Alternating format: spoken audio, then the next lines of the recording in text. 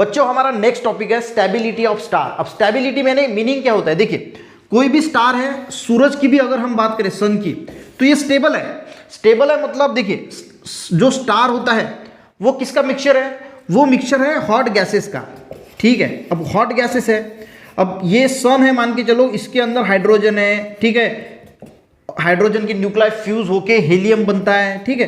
पर ये इसके अंदर ही क्यों है, इसके बाहर क्यों नहीं निकलते, अर्थ तक क्यों नहीं आते, ऐसा आपने कभी सोचा है? देखिए हम कोई भी स्प्रे करते हैं शर्ट पे या बॉडी स्प्रे करते हैं तो पूरे रूम में उसकी खुशबू फैल जाती है।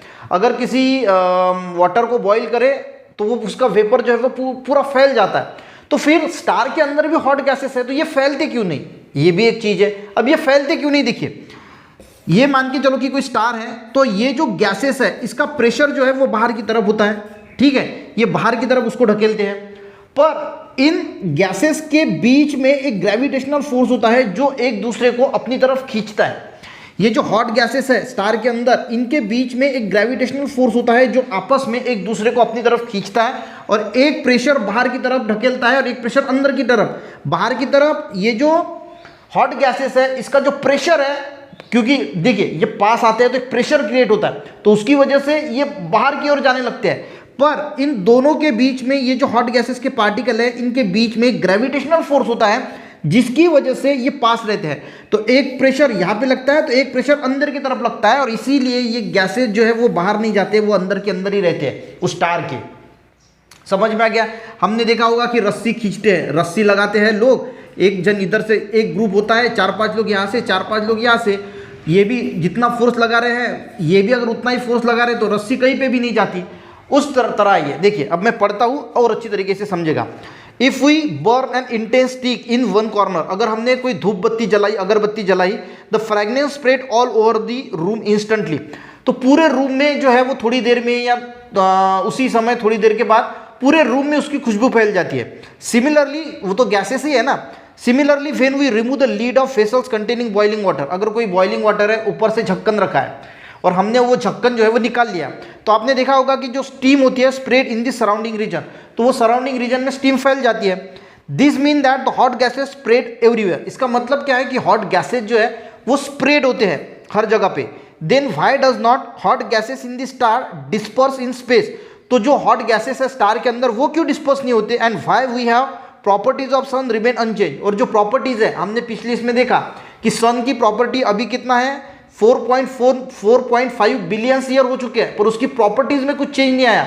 अगर उसकी प्रॉपर्टीज में चेंज आता तो उसकी वजह से अर्थ के प्रॉपर्टीज में भी चेंज आते, सारा कुछ बदल जाता, पर 4.5 बिलियन ईयर हो चुके हैं पर सन के प्रॉपर्टी में अभी भी चेंज नहीं है, तो ऐसा क्यों हुआ? देखिए the answer to this question is the gravitational force, तो इसका आंसर क्या है? Gravitational force. अब ग्रेविटेशनल फोर्स किसके बीच में, वो भी इंपॉर्टेंट है।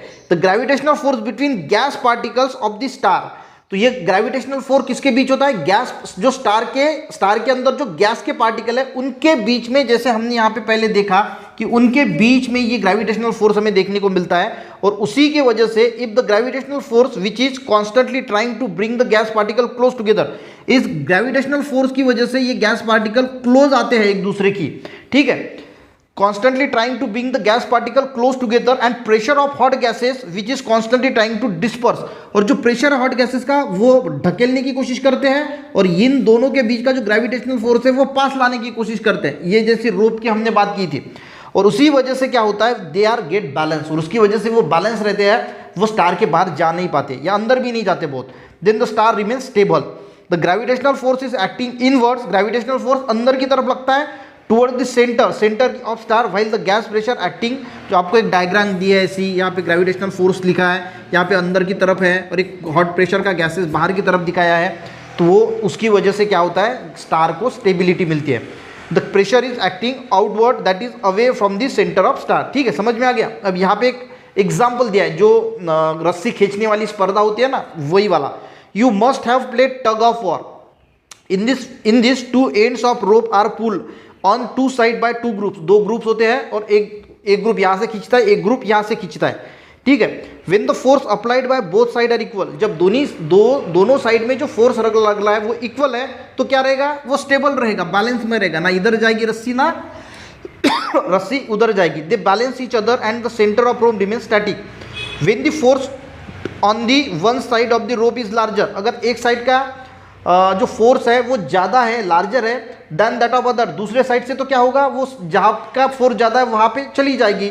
Centre of rope move toward the side, something similar happens in this case of star, और ऐसा ही स्टार के केस में होता है। When the gravitational force and gas pressure are balance, जब ग्रेविटेशनल फोर्स और जो गैस का प्रेशर है वो बैलेंस रहता है, star is stable. But when one of them is more, और जब एक से ज़्यादा हो जाता है तो then the other the star is either, अगर अंदर का ग्रेविटेशनल फोर्स ज़्यादा है तो वो कॉन्ट्रैक्ट होगा, और बाहर का फोर्स ज़्यादा है यानी हॉट प्रेशर गैसेस का फोर्स ज़्यादा है तो वो एक्सपांड होगा। यही यहाँ पे दिया है। नेक्स्ट इवोल्यूशन ऑफ स्टार वो हम नेक्स्ट लेक्चर में समझने की कोशिश करेंगे।